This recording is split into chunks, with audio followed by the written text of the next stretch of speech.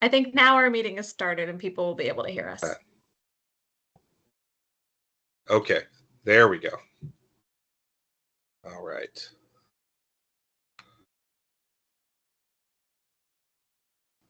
Okay, are we good? I think so, yeah. Okay, wonderful, wonderful. Just making sure everything works.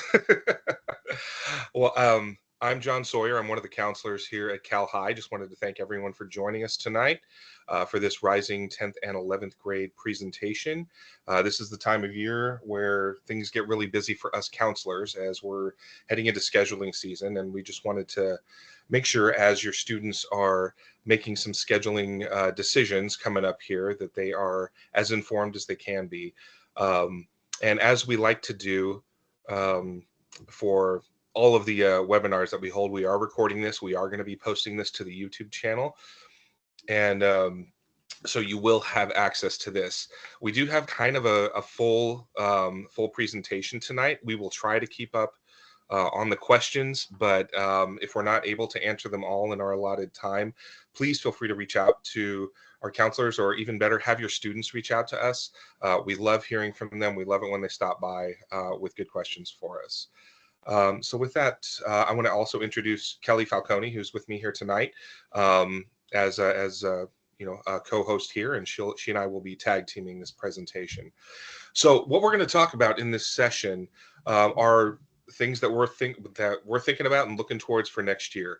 What classes do I need to take for next year, either as a sophomore or a junior?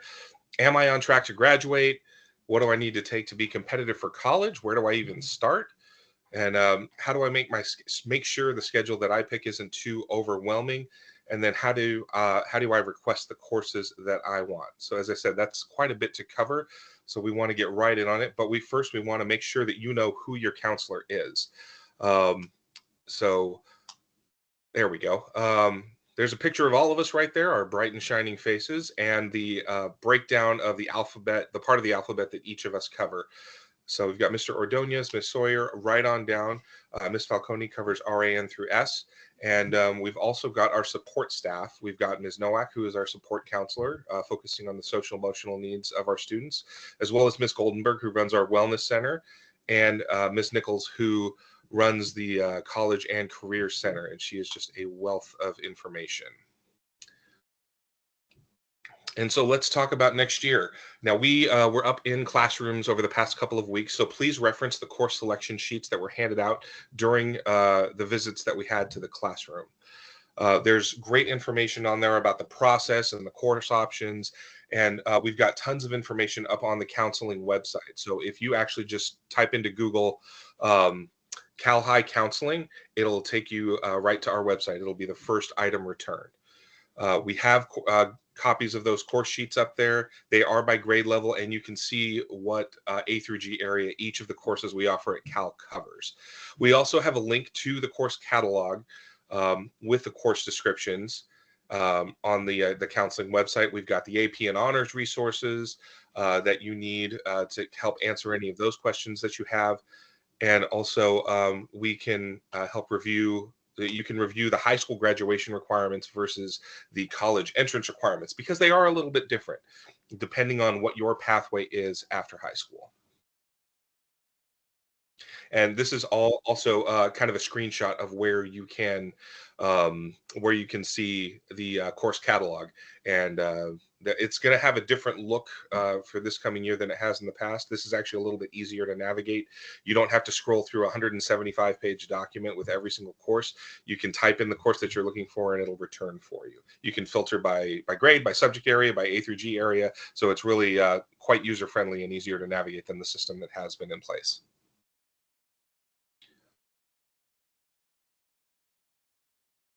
And with that, I'll hand it over to Ms. Falcone. Great. Thank you all for being here tonight. Yeah, just getting right into kind of the meat and potatoes of things. So talking about comparing high school graduation requirements with A through G requirements. Sorry if I'm looking off. I have another screen over here. I have another screen over here. I feel a little like a day trader. So if I'm looking away, that's why. So just getting started here, when we say A through G requirements, we are talking about the college eligibility requirements that's necessary for our California public state universities, so CSU or UC campuses. Starting with Area A, social studies, this is where high school graduation requirements are actually more than what's required for college. Generally speaking, that's not the rule, but that is the case here. So we'll get into more what you take what year a little bit later on. So for English, you're going to take it all 4 years of high school. We'll talk about the options for each grade in a bit. For math, this is where things start to get a little bit different. So for high school graduation, you just need 2 years of math. For those universities, you do want to have at least through Algebra 2, but a fourth year is recommended. That being said, generally staying up on math for whatever your high school, post-high school plan is tends to be a good idea, just to get that foundational skills down while you're getting a free education, while there's support on campus, tutorials, peer tutoring, right? So getting exposed to that earlier, but not required. I will also say, when we say 4 years are recommended, we really mean 4 levels. But the other piece to that is really, if you're wanting to be competitive for certain things after high school, you're wanting to take math every year of high school. So sometimes we hear students say, oh, well, I want to take a course over the summer so that I can get done early. And that's actually going to hurt you more than it's going to help you, right? If you're taking that summer course, which is not at all required, but that should be because you love math. Maybe you even fiddle with math problems in your spare time. It's something that really excites you because they do want to see you taking math every year of high school. That being said, 2 years are required for high school, 3 years are required for college. All right, moving right along in the science requirement, here our requirements mirror the college requirements very well. However, a third year of science is recommended. So for high school graduation, you need 1 year of physical science and 1 year of life science. And I know we have both 9th and 10th grade students and their people in with us tonight. So generally speaking, the biology class that freshmen often take is a life science, and then physical science is something like chemistry or physics. The third recommended year, it's dealer's choice. You can do what you want. We have lots of different offerings. Again, looking at that course catalog or the course selection sheet are the best places to start with that. I also think this is a great time to bring up, happening tomorrow, actually, Friday, is our course offerings fair, where many of our different classes, both elective and core classes, will be in the gym talking about what you get to do in those classes. So as you get older, you start to have more choices, and with more choices, there's more decisions to make. So if you're needing any support with that, please have your student come by the gym at lunch. It should be a really great event with lots of opportunities to learn about what classes we have at Cal High. All right, so this next part looks trickier than it is. What that's really saying is, with world language, a visual and performing art, and then a vocational or applied art, which are often called career technical electives. I think that's what it's called on our course selection sheets even. To graduate from high school, you need to do any 2 of those 3, just 1 year of any 2 of those 3. For the A through G requirements, they do get a little more specific. They want to see 2 years required, 3 years recommended of the same world language, and then 1 year of visual and performing art. They don't necessarily require a vocational or career class. However, most of ours are college prep, so can count towards that anyway. And they're really wonderful classes for exploring different things, getting a bit more hands-on learning, which I know students really tend to like. So lots of value there as well, but just not a requirement. All right, looking here, health, 1 semester that is required as a freshman. You're knocking that off this year for freshmen, and you're already done with that for sophomores.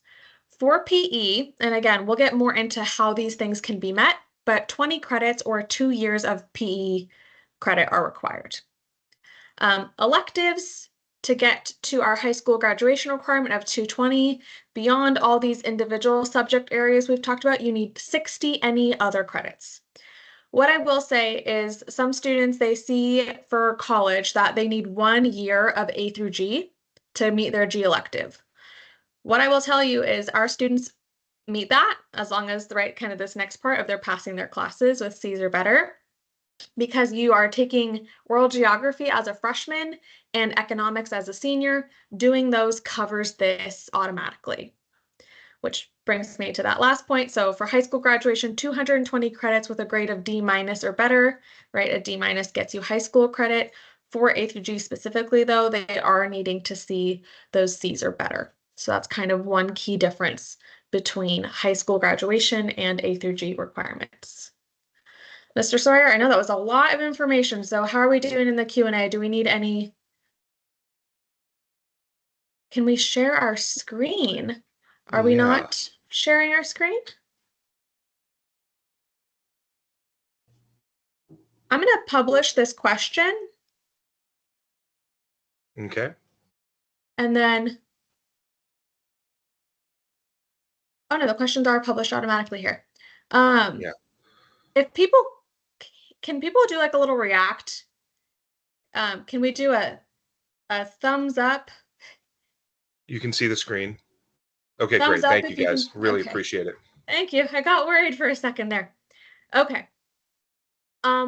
Looking at the high school transcript a little bit here. So your transcript, your student's transcript is available to them at any time. If you go into Infinite Campus on that left sidebar, there's a documents little button. And if you scroll all the way down, there's a bunch of things in there like progress reports, attendance, all this stuff.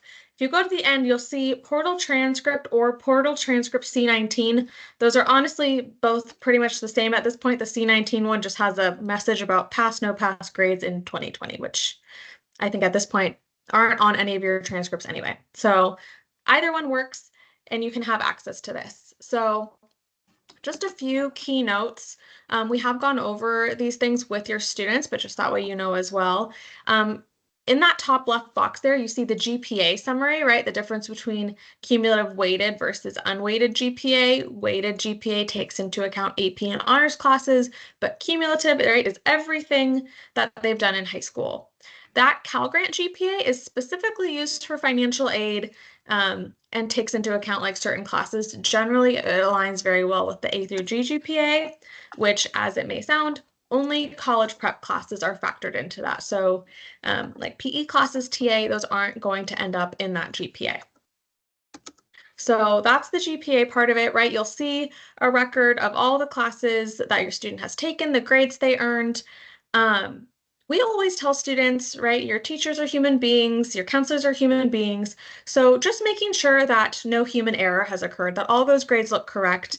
If anything looks incorrect, you would need to get it resolved with the teacher, which is why we really recommend taking care of that, right? Looking at it every semester and making sure it looks accurate because, right, that's the best time to get any mistakes corrected is right after they happen. Moving on to that credit summary section, the focus area, I'm over here using my, I wish I had like a laser pointer, that credits remaining tab all the way on the right. That is really what we want to pay attention to. Required is great to look at if you probably don't have it memorized like we do, what classes need what credit. So remaining tells you what you have left. It doesn't take into account what you will earn this semester, so keep that in mind.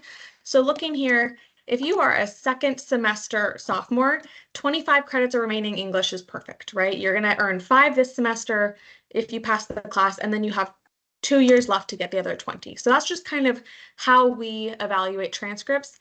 That all being said, in our course selection meetings, we look at this with your students and review everything, let them know if they're off track in anything and come up with a plan to get them back on.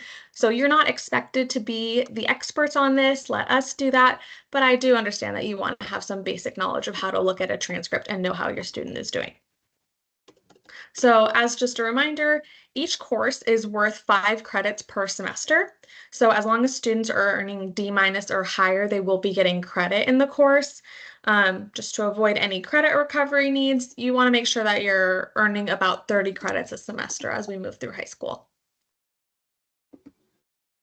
All right, so what happens if that's not what's happening, right? So remediation. An email did go out today talking a bit about summer school and this budget climate, and that really it's going to be credit recovery for incoming seniors, which is not any of you in this room. So really what we're looking at is repeating the course next year, potentially summer school if it comes back in the future, any outside courses as needed. But then obviously, right, really trying to be as proactive as possible with working with counselors and teachers to make sure that we're not in this boat. So students who earn Fs in courses required for graduation will need to remediate that through one of the above options, really, repeating the course next year is one that's available and can work with the counselor on very easily. Ds are a maybe, right? Only some Ds need to be remediated for college, and I'm not going to get too into the weeds with that here, but that's definitely something that the counselor could answer for you in a one-on-one meeting with your student. So we go over this with all of our students every year, checking their transcript and discussing these things. So that's already built into our process. But if you ever have any questions, please reach out to your student's assigned counselor. And I'll bump it back to Mr. Sawyer. All right, thank you, Ms. Falcone. So let's talk about actually choosing the classes. For both the rising 10th and 11th graders, we're going to hit the required courses first. So every year, as Ms. Falcone said, students are required to take English, and there are different offerings for both the 10th and the 11th graders. So for the 10th graders, you guys will have a few options available to you. You will have English 10, you will have Global Studies English, and these are all listed on the course selection sheets. For 11th graders, you will have English 11 and I believe English 11 Justice and Community. And then for history, it is also required for both your 10th and 11th grade year. 10th grade, it's going to be some sort of world history class, and we've got them listed right there on the page. Global Studies, World History, AP Euro, and AP World. And then for 11th grade, you can take either U.S. History or AP U.S. History. Now, just a caveat there, that little square bullet point. If you want to take the Global Studies History, you must also take the Global Studies English class. So please keep that in mind. They're a cross-curricular program that we offer here on campus where the teachers line up what you're studying in both English and in history. So it's really actually a really great program. And so we'll move on to math. And so we just recommend that you take the next class in the sequence. So if you are taking Algebra 1 this year as a 9th grader, you would move on to Geometry for next year. If you are taking Algebra 2, you would move on to Pre-Calc next year. And just remember, as we said earlier, taking math each year of high school is recommended for college admission. If that is not your pathway, then just the 2 years, one of those being Algebra 1, is required for high school graduation. The sequence for all the math is listed in the course catalog, but also make sure you're using your math teacher. They are a wealth of information about all of that, and they also know you, so they can help you make the right decision for what's next, what's the next best step on your pathway. And then science for high school graduation, again, 20 credits or 2 years, 1 life science, 1 physical science. If you are a 9th grader right now, there's a really good chance you're taking biology. So that life science will be completed at the end of this year. If you're a sophomore currently, there's a really good chance you're taking chemistry. And so all of your science will be completed at the end of this year for high school graduation. That trifecta that the UCs and Cal States like to see is biology, chemistry, and physics. So the 2 years are required for high school graduation. The 3 is recommended for college admittance. So. And then PE, just moving on down the line here, 20 credits are required to graduate. You should have, if you are in 9th grade right now, you are enrolled in PE 9. Every 9th grader takes PE 9. And then one more class at some point during your high school career, another 10 credits. It can be anytime 10th through 12th grade year. And there are several ways to get that done. And I saw some questions in the chat about this. So you can take a high school PE class. We have all of them available listed on those course selection sheets. After 9th grade, you can do athletic PE if you play a sport for the high school and you participate for the whole season. There's a form that you fill out at the end of the season. You have coach sign it, parent signs it, student signs it, and then you turn it in to the registrar's office and we can get you credit for that. Marching band, if you participate in marching band, we can get you PE credit for that. You do need to participate for 2 seasons to get that final year of credit. So if you are participating 10th and 11th grade, you're all set. And then independent study PE, which I did see a question about that. And all the details for the independent study PE program are available on the district's website. If you just hop on there and then just type in the search physical education, it'll take you to the page with all of the guidelines and rules and paperwork required to sign up. And I believe the current usual window for signups is March, so it's coming up here pretty quick, and that's for the following year. We can't do signups for independent study PE in the same year. And then we're looking at world language. So you can choose any 1 year of any of these, two of any of these three categories for high school graduation. So world language, they recommend 2 years of the same language, require 2 years of the same language, recommend 3 years. And we never advise that you take a break between your years of language because there can be a lot of learning loss if you're not actively practicing the language. The most recent addition we had this year was Korean, and we've gotten really positive feedback from the students on that. So we're going to be offering it again next year. A fine art, for your college entrance requirements, you do need 1 year of a visual or performing art, and those again are listed on the course selection sheets. If you are not non A through G, you can look at the vocational or applied arts. Those are not required for the A through G, but we do have tons of great opportunities to give you some exposure to various careers and really do some hands-on learning in the classroom. And if you want to do that while you're in high school, many of those classes will count for your G elective or your college prep elective. And if you're, just to say it another way, you can do 2 out of these 3 areas, but if you are A through G bound, make sure those 2 are world language and fine art because those are the A through G requirements. And we always get tons of questions about electives. So many students feel like they're behind just because of the way things get allocated on the transcript. They are a little tricky to understand. Just think of them more as a number and your number of credits rather than the actual classes, because anything that a student takes over the high school graduation, we are going to put towards your electives.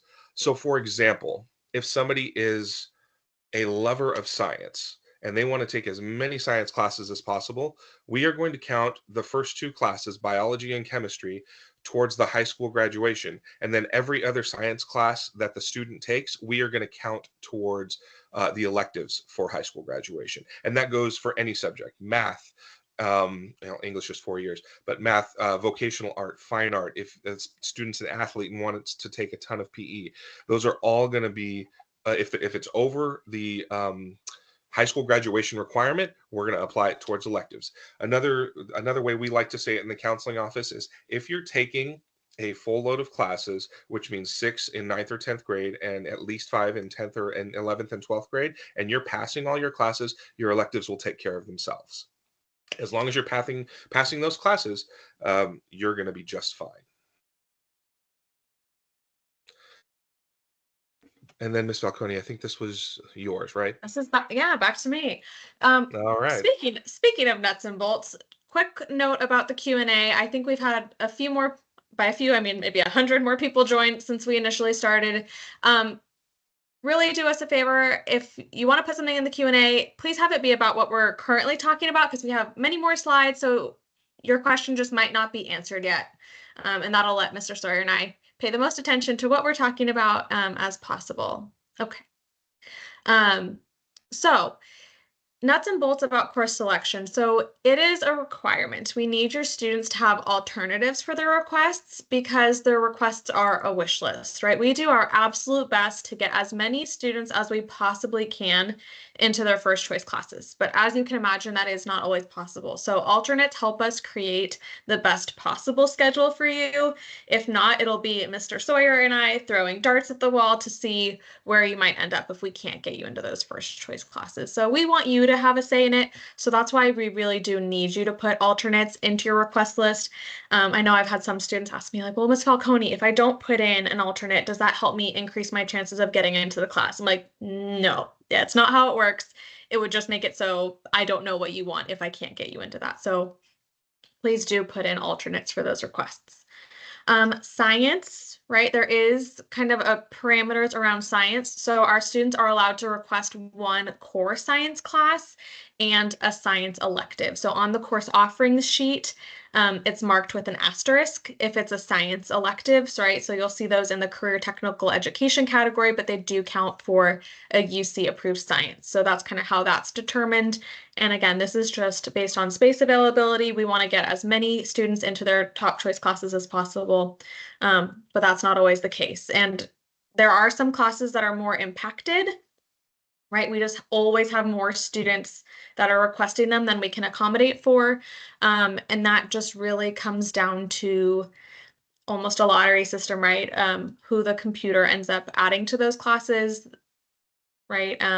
Sometimes it could be helpful if you have fewer of those classes that are competing with each other. You might have better odds of getting in, right? Because just if you're applying to a lot of those sought after classes, that makes it even trickier. So that's just food for thought there. Some of our classes do require auditions, applications, or interviews. So if you're looking in the course catalog, and again, a lot of the questions I was seeing in the chat can be answered in that course catalog, right? In terms of like, what are the prerequisites for this? What is the next math class I should be taking, right? There's like a math flow chart. The courses have information about, hey, this is recommended for students who have gotten this grade in the previous class. So all that is in the course catalog. So we'll direct you back there. But again, if you have very nuanced specific questions, I tell all the kids that I present to when we're passing out the sheets, keep a note in your phone of these questions you want to ask your counselor in that meeting, and just come prepared there, or come to our drop-in hours if you just have a burning question that can't wait. We've been asked how budget cuts are impacting things. Obviously, summer school, that coming out is part of it. This next piece is part of it too. We're anticipating, obviously we're not fortune tellers, we don't know what's going to happen, but we're anticipating that there's going to be less opportunity for schedule changes in the fall than we've had in the past, just because if all of our class sizes are bigger, I can't do a schedule change if I don't have an open seat to move that student to. So just really thinking cautiously about what you're selecting, all right? Really using the resources like the course catalog, the course offerings fair tomorrow, talking with counselors, talking with peers about these things, and making a really informed decision as much as possible. Other things to consider. So these are a little more philosophical. So we really like to kind of talk up some of our classes that double as ways to get involved, right? We think that is so important to a high school experience of finding ways to get involved in Cal High, to make our big community feel a little smaller. And there are definitely some classes that do that. And you're starting to get to a place where you have the options for that. So things like the newspaper, the yearbook, right? Not only is this like a small cohort of students that's all working together for the common good, but you're literally creating historical documents that will be part of like the Cal High tradition. So really awesome there. For the 10th grade families in the room, you would have heard about things like the College Connect program, welding program, construction. That also feeds into the next thing about opportunities for exploration, lots of those on campus. We get asked a lot by students and families, like, how do I figure out what I might want to do after high school? And course selection is a really great way to do that. Sometimes, like, yeah, it's awesome to take that class that sounds up your alley and you've already had exposure to, you want to deepen your learning. But sometimes it's really great to take a class where I just have this little inkling that it sounds cool, and getting a chance to take that in a lower stakes environment like high school versus when you're paying for things in college and later on, or the trade schools. So dip your toe in, try something out. Worst case scenario, you're in a class for a year that maybe it just gave you information about this was cool, but maybe not what I was hoping it would be. Other ones, academic leadership, right? Our peer tutoring program or peer advocates is similarly, but instead of tutoring, it's students doing kind of like counseling, mentorship with other kids on campus. So lots of really awesome opportunities out there for students hoping to make an impact in our community. All right. This next point I know is near and dear to Mr. Sawyer and my heart, talking about balance, right? We know that school is just one part of your life, right? So thinking about you as a whole person and how your schedule can support that, right? We don't want students to load up their schedule at the expense of other parts of their well-being, right? We're all for students challenging themselves and taking classes in areas that they're interested in. But I have had conversations with students in the past where they took on so much and they told me about, oh yeah, well, I had to quit band or I had to stop going to my martial arts class because of this. And it's just not best for your well-being. And honestly, I don't even think serving the purpose it's meant to, right? Because we get that that's to be a more competitive college applicant, typically is why that happens. But the colleges are wanting to see how you've gotten involved in your community, how you make an impact. What are the things important and authentic to you? Um, so it just I think it's misguided in several ways, which is why I want to take the time to say thinking about balance and really what that means. Balance, not like how much can I stuff onto my plate before I just totally drop the ball on things, right? That's very, very different mindset on how we're approaching that. So in order to help people do this, we have the AP and honors contract. So AP and honors classes, because I don't think we said this, stop me if we did, Mr. Sawyer, but AP and honors classes are our advanced classes at Cal High. They both contribute to a weighted GPA, but really the difference between AP and honors, honors is like a school designed course. They're both increased rigor, right? They're meant for students curious about these areas, wanting to challenge themselves. There is more expectation of like reading and note taking and work to do and depth of learning. You might also go like farther in subjects. So where the AP class is different is that is designed by the College Board, and at the end of AP classes, there's a chance to take an exam that could potentially give college credit. So those are really the key differences between those two types of classes. So if anyone is wanting to take one of these, nobody has to take one of these, right? You're still eligible for admissions and eligible for high school graduation, all these things if you choose not to do that. So the right number is different for everyone, right? And that's why we have this time management worksheet. We require any student taking more than 2 of these classes to do this, but I think it can be a great exercise for anyone who's wanting to think about balance in their life. It asks you to, there's writing down like how many hours you're in school and how many hours you expect to spend studying for these classes, but also how many hours you have your other extracurriculars, how many hours you need to be sleeping, which is very important for our high school students. And I know most of our students, I would say, are probably not getting enough sleep. So making sure you have time for that. You do all this, do a little basic math, and then see how many hours of free time do I have left? And I always like students to do this early and then give it a little time to actually compare that to how things are now. Because the number that you arrive might sound like, oh yeah, that's doable. And then you realize, oh, well, I have twice that this year and I'm still, tired and wish I had more. So really taking this to heart and using it as a guide. Right? I always advise students to do that exercise as if they're in their busiest time of year. And then also throw in the curveball of what happens if you get sick for a few days, right? I think we're in cold and flu season. It's a perfect time to say that. So just think about what that would be like and having to catch up. And hopefully that doesn't happen, right? But we want it to be again, so you have some breathing room. I think I probably harped on that enough. I will move on. So the 7th class option. So this is where, again, we break out a little bit into the different age groups. So for current 9th graders, rising 10th graders, you're able to request a 7th class, right, a B period, but only if one of your classes is in one of the school's co-curricular programs, right? So these are some of the things I was talking about when I was saying like ways to get involved to make your high school experience like more meaningful. So these different things, the goal of some of them, right, are pathways or things that you might do every year, which is why we allow for the B period, right? I don't want you to only have room to be in the leadership program one year if it's something you really love. So that's kind of the thought process behind these.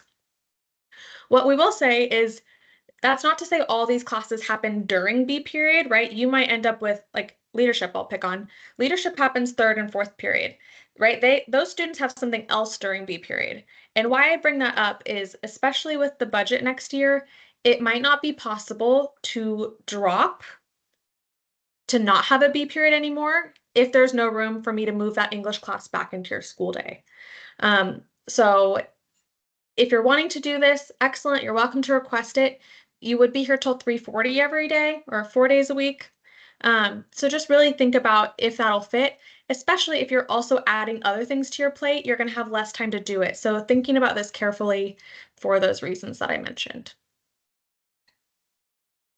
For 11th graders, there's no specific parameters around B period. I will say the vast majority of our upperclassmen don't have a B period, right? This is generally where we see students wanting to start taking, maybe even having a free period and only having 5 classes. So there aren't as many offerings for 11th graders during that time. But you're welcome to request it. You would just want to tell us, hey, if this schedule isn't possible, which one would you take out? And kind of have that mental exercise first and talk to your counselor about it. So again, most students that do this in 11th grade, they're in one of those programs I mentioned on the previous slide, or maybe they need to catch up on some credits. So I'll say this again, you don't have to take a B period. It's purely if you're wanting to. There's plenty of time in your schedule to meet all the necessary requirements, for high school graduation, college, all the college recommendations. You could even do one of those co-curricular programs without taking a B period. So I don't want anyone to feel pressure into having to do that to be able to meet their goals. Alrighty, so non-district courses, this is taking courses outside of SRVUSD. So again, you are in no way required to do this, but it is an available option. Generally, what we hear from the colleges is if at all possible, they want students to take classes at the high school. I'll get into the next slide of the specific reasons it might make sense to do that. But generally speaking, unless you have a very deliberate reason, right? They wouldn't want you to see you take English offsite and then have a free period with us or have a TA period with us. So just putting that out there. If you are planning on doing any advancement, you do need to let us know, right? If you go to the website, it'll have all the forms for access. So make sure you do that intent form by the deadline, and then importantly, making sure that your transcripts are in by the deadline. Otherwise, you won't be able to get the classes that you wanted. Okay, so here's where this does make sense. When it's something that we don't offer or you could not fit, right? So if you're like, hey, the only way I have to get in this, the theater arts pathway, I want to do theater every year, I can't possibly make things fit, then maybe it makes sense to do an NDC for something, so that way you could have a 6-period day instead of a 7. I think that makes sense. The only courses that need to be placed on our transcript are ones required for graduation. If you're just taking something because it really sounds interesting to you, it sounds like something up your alley, you want to give it a try, but it's not a high school graduation requirement, you can just do that. You don't need to use it on your transcript. That said, when you do apply to college, or if you do apply to college in the future, you will report your entire academic history. So even if it's not on our transcript, it's on your transcript from that institution, so you will still report it, and they will recalculate your GPA with that included. So they are expecting your complete academic history, and then they will recalculate the GPA with that. All right, back to Mr. Sawyer. Yeah, thanks, Ms. Falcone. And so what about private or out-of-state schools? We have lots of students who apply to these institutions every year. We've talked a lot about the A through G requirements, which are specifically the UC and Cal State requirements. And if you are going by those entrance requirements, you're going to be pretty safe, generally speaking. But I would never ask you to apply those entrance standards to a school that was not one of those schools. So please check with the institution that you're applying to, if it is a private or an out-of-state college, because there are minor variations. Some schools might require that you take a math class for all 4 years, or require that you take another year of a world language instead of just recommend it. So please check with the institution that you're applying to make sure that you are on track to meet their specific entrance requirements. And if you need to come and ask us about it, if you have questions about the specific requirements for any specific school, please come and talk to us. We can point you in the right direction to help answer the questions that your students have. So we always want you guys, especially, we always want you students to come and see us with these kinds of questions. We love them. So as I said, they may require three lab science courses, or they might require more math, or they might require the SAT or the ACT, which the UCs and the Cal States don't require. They may require additional world language. These are just some of the things that we've seen over the time interacting with these schools. So again, just make sure that you are checking with each individual school so that you can know exactly what you need to complete in order to be as attractive of a candidate as possible. And so, what can I be doing now to prepare for college? I know this slide has lots of words on it, but think about ways to get involved in the school community. Ms. Falcone mentioned a couple of our co-curricular activities like yearbook and newspaper, and those are part of your school day. But we also a great way to get involved on campus is to join one of the clubs. We have over 100 on campus, and they're great ways to meet people with the same interests. They're not all academic. Some of them are just fun. Some of them are like gaming clubs, robotics clubs. I think we have a Swifty club here on campus. So they really do run the gamut as far as the subject matter that the clubs focus on. And then explore some summer opportunities outside the classroom, be that employment, or being like a camp counselor for some kids camps through the city, or volunteering with a nonprofit organization, getting involved in a church group. There's a whole bunch of things that you can do over the summer. There are some academic opportunities and there are some experiential opportunities out there. And then also develop your time management skills. I live and die by my calendar. If it's not on my calendar, it doesn't get done. So I'm a big advocate for keeping some sort of daily planner and schedule. You get into positive routines. You're going to build habits anyway. So why not build positive ones that help you get to where you're going? Because the habits are hard to break, whether they're good or bad. So if you establish good habits, you're going to set yourself up for success. And then prioritize the tasks that you know that you need to get done, and figure out what the best work environment is for you to get those tasks done. And if you know something distracts you, make sure it's not around when you need to get that done. And then make sure, as Ms. Falcone said earlier, make sure you're getting enough time to sleep, but also make sure you're just giving yourself some downtime so that your brain does not have to stay in hyper focus mode, where you actually have time for some self care. You can relax and just be a person and enjoy yourself. And then make sure you build relationships within the community here. We love when you come see us, whether it's a drop in or an appointment. Students, we love it when you stop by. I know your teachers love it when you engage with them. And they will have so much respect for you if you are a good self advocate. I've yet to meet a teacher on Cal High's campus who doesn't love talking to students individually about the subject matter. So, and we have 3,000 students, so there's opportunities for lots of friendships to be built, good social circles, and we also have several college and career fairs and visits each year. So that's a great way that you can prepare, kind of get that knowledge base. I would say if you are, we have a lot of the college visits in the fall. Ms. Nichols in the College and Career Center sets those up. So keep an eye out on all of the announcements that are coming out. And if there's a school that interests you, come meet the representative from the school, because there's a chance actually that person could be reading your application. Those college reps are some of the app readers. And if you are out and about traveling this summer and there's a college near where you're going to, take a visit. You don't need to like plan a whole college visit trip yet, but if you're near one and you want to kind of check out what it's like and what the vibe is on campus, by all means do that. Consider the PSAT if it's appropriate for you, 10th and 11th graders. The National Merit Scholarship organization is a possibility if you do well on that, and that's a scholarship that some of our students qualify for every year, and it really helps out with the cost of a post-secondary education. And then just keep track of your accomplishments and achievements. Start a resume. You can just create one in a document, use a Google Sheet.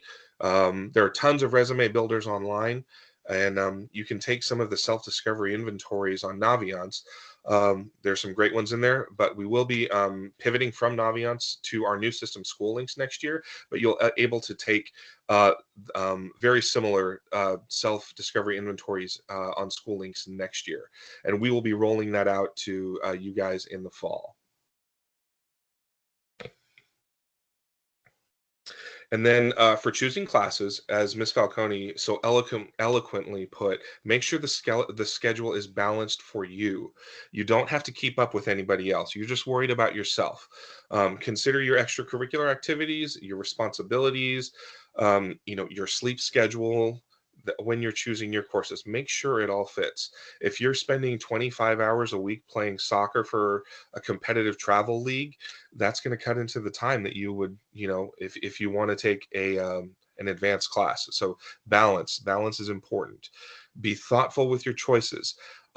We don't assume that just because you decided to take an advanced class and you have found that it is too intense for you, there may not be a spot for you to just drop down and pick up another one, and because there may not be flexibility, especially with the increased class sizes next year. So please be thoughtful and mindful when you're making your choices. Know the recommendations and the expectations of the courses that you want to take before requesting them.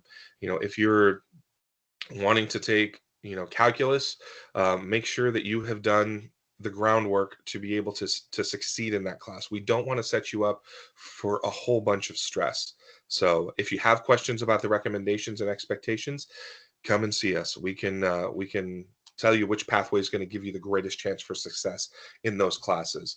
And make your alternate choices carefully. Make sure they're things that you would be excited about. Because as Ms. Falcone said, if we don't have alternates for you, we're just going to be throwing darts at a wall and choose something for you if for some reason your first choices don't fit.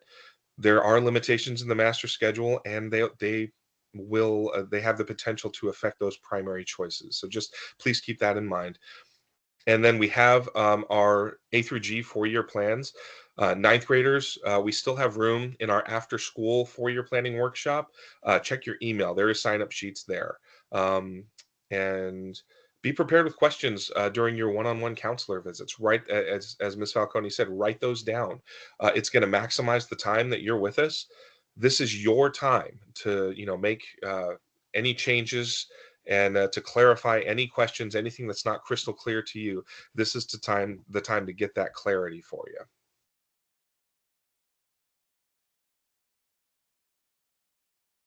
And so that said, the portal opens for you to choose your classes and input your wish list on February 27th. It'll be open from February 27th, which is Monday, right? I think is that this coming Monday, until March 3rd. No, I think no, the 24th is Monday, but it's next week. So February 27th 27th is next through Thursday. Thank you. I just brought up my The little 24th calendar is on the Monday. side. Yeah. So next week, Thursday next week through March 3rd. Please remember, you guys have done this before, but the instructions for the IC portal are on the counseling website. Remember that this is a rough draft. You will be given the chance to make changes if you want. Those signed summary sheets. So once you input your choices, print out that sheet, have your parents sign it. Those are going to be due to the counseling office or into your English class by March 4th. And the AP, and make sure you fill out the AP or honors contract if you are requesting those courses. So that said, I don't know if I said this earlier. That's only available after we do the one-on-ones because we want a chance to talk to you before you're like, yes, I agree. So not open yes. yet, but it's on the Thank you for website. the It's just closed for now. Yeah. And then the meetings that we're going to have with you, as far as those one-on-ones, they're going to be throughout the month of March, and that includes makeups if you happen to be absent the day that your class comes to see your counselor for your one-on-one. You can make changes at the one-on-one meeting if you have a change of heart from the time that you inputted that wish list. Or we have a Google form that we'll be making available the week of May 5th through 9th, and that will be the last chance to make changes to your requests before we set everything in place and begin building the master schedule for next year. And we do realize that you parents that you may want to have an individual meeting with one of us. We are, though, just so you know, we are dedicating the time to make sure that we have as much time as we need to meet with as many students individually as possible, as well as maintaining our other responsibilities. This is kind of our busiest time of the year that we're heading into. So we want to make sure that our time is used as valuably as possible. And that we invest our time into the students. So just keep that in mind. If you have questions, please feel free to shoot us an email, give us a phone call, and we'll do our best. But we just can't guarantee that we're going to be that we'll have a lot of time for one-on-one parent meetings. And so last thing, just take a deep breath. I know we have thrown a lot at you over the past 50 plus minutes here. Perfection is not a college requirement. There is a college out there for everyone. With over 4,000 colleges in the US alone, there's something out there for everyone. And there's actually a really good chance that the college that's the best fit for you is somewhere you may not have even heard of yet. So advancing through classes in the summer, please remember that is not a requirement nor necessary to be an attractive candidate to any college in the US. Okay. You can do everything that you need to do with the 6 periods in your day throughout your 4 years of high school. And remember that the AP and honors courses are not required to be admitted into college. Okay. Um, I know that they are popular on our campus, but they are not required. If it's not your thing, please don't feel pressured to take one. Choosing to take one should be based on your passion, on your sincere interest in the subject. If you are a history buff and you think history is so interesting and learn about past civilizations and how past situations have led to where the situations that came after them, please, by all means, take one of the advanced history courses. But please don't do it because your friends are doing it or because you think it's going to make you look a little bit better to a college that you're going to apply to. And also, please, if you are, and that's a great thing because it's something you're passionate about, please consider the interest and time and all the other stuff. I know we've said this several times tonight, but please consider all of the other things in your life that need to balance out in order for that to happen and for that to be something that's going to be enriching to your life and not stressful to your life. And remember, sleep and rest are just as important as studying. If you want to keep your mental acuity at its sharpest, please make sure you're getting your rest. You get one high school experience. We want you to enjoy yourself. We want you to get involved in the activities that are available on campus. We want you to have fun. Okay. And then also just limit the time you're spending on social media. Foster those face-to-face friendships and relationships and encourage and just spend time with your friends and your family because those are the people who really care about you. And those are all hopefully positive relationships in your life, and we want you to pursue the things in your life that are positive. So with that, Ms. Falcone, is there anything else that we want to make sure that we hit tonight? Here is all of our contact information and all of our streams. We have the YouTube channel, we have our counseling website, we have the Instagram page. The course offering sheets are on the Cal High counseling page. You can print one off if you have misplaced one. They are under course planning. And then please make sure we have those summary pages printed out and signed by the parents back to us by 4 p.m. Tuesday, March 4th. We appreciate you guys showing up tonight and taking a sincere interest in your education and your child's education. You guys are why we do what we do, and we really thank you. Yeah, I think we have some time for a few questions in the Q&A. Unfortunately, right, there's so many of you and 2 of us. So we can't get into like very specific questions either about like specific classes necessarily or your specific student. But I'll just kind of do some lightning round general Q&A stuff. Great, thank English, Justice, and Community for students interested in that pathway. Definitely the Global Studies classes touch on some of those themes. So if you're really liking Justice and Community, that's a great idea to check out.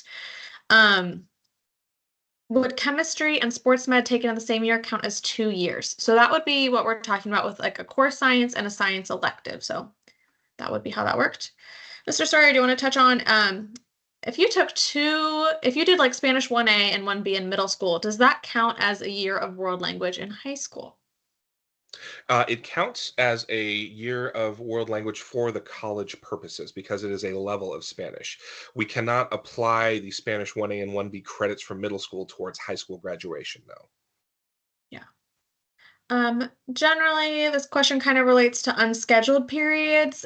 We can't do like a specific period unscheduled, but generally students can tell us if they want like an afternoon off or a morning off.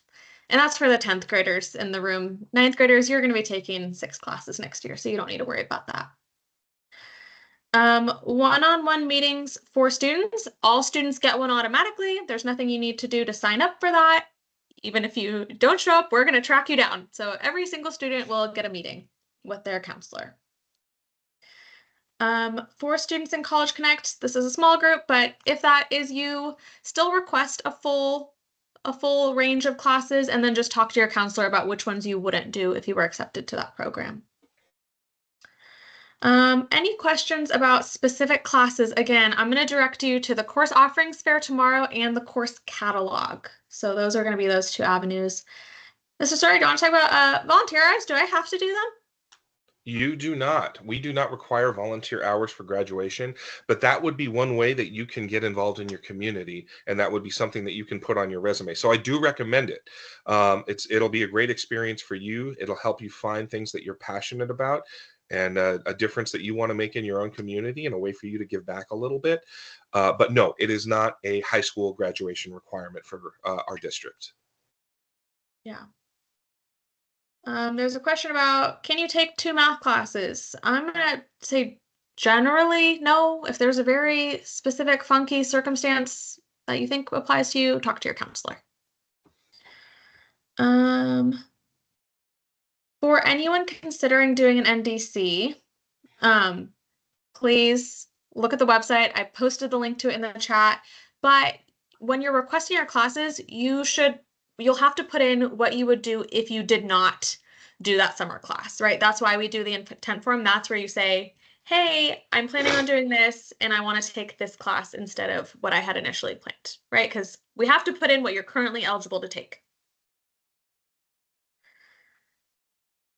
On that note, I will also say, you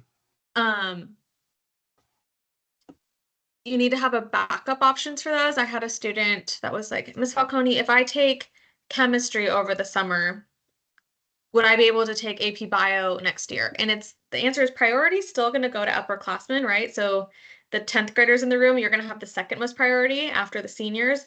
But the current 9th graders, they're going to get to fill those classes before you. You have the most chances to take it. So just kind of keep that in your head. If you're doing that for that very specific purpose, I encourage you to think about going to our 4-year planning workshop that Mr. Sawyer talked about. Check your email. Let's plan it out to see, make sure this is necessary before you invest that work and effort and money. And for any questions about specific class recommendations, right? Like, oh, how do I know if I'm ready to challenge myself in this area? Talking to your current teacher is great. And looking at the course catalog, it gives you kind of an idea of students who are successful at this level in this previous class typically are okay in here. But and I did see a question in here about where the course catalog is. Honestly, if you just Google SRV USD course catalog, it should be the second or third returned item there.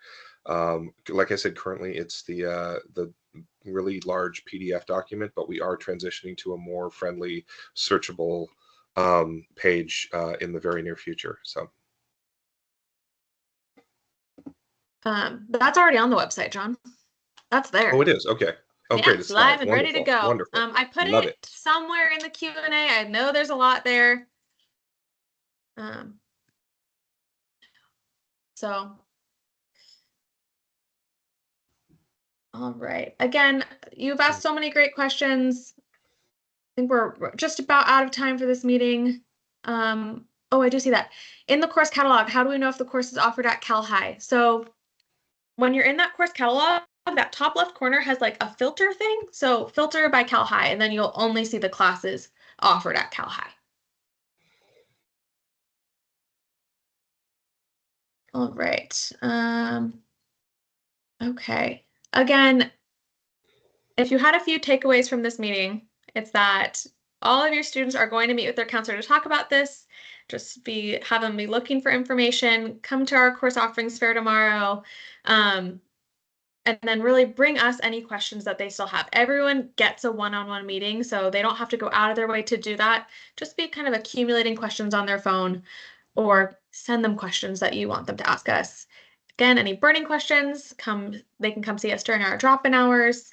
But I think we've probably thrown enough at you for tonight. So if you had to step away, yeah, you're cooking dinner during this. We did record it. It will be posted in the coming days, as long as, in addition to the slides. Those will both be on our counseling website, which there's a lot of information there. If you haven't looked at it, please do. We do. And there are many have a links labor in of the love. slides as well. Yeah. All right. Well, thank you all. I'm gonna Thank stop you this all. recording. We really appreciate you showing up tonight.